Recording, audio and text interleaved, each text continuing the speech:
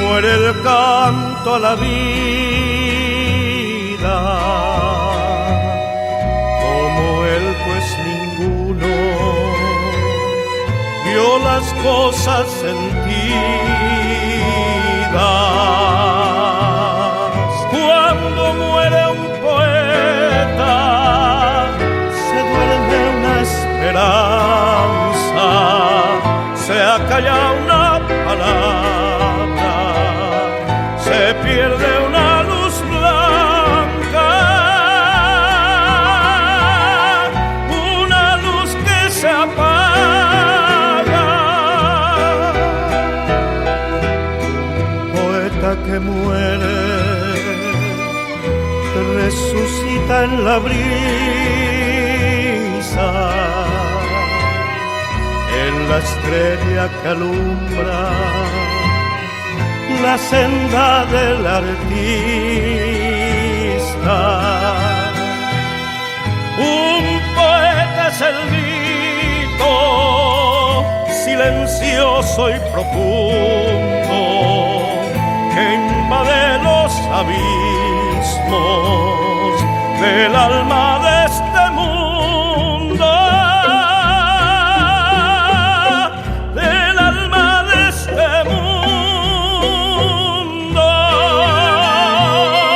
No hay adiós al poeta, pues su vida se palpa en la flor con fragancia y en el ave que canta.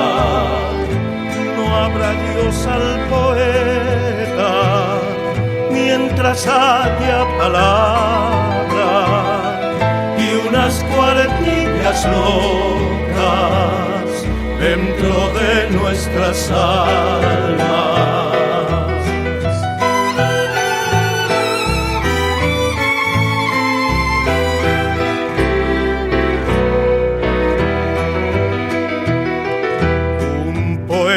Que muere,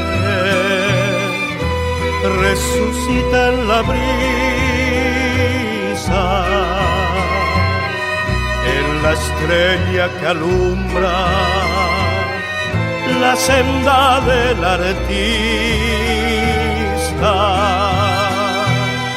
Un poeta es el grito silencioso y profundo que invade los abismos del alma de este mundo.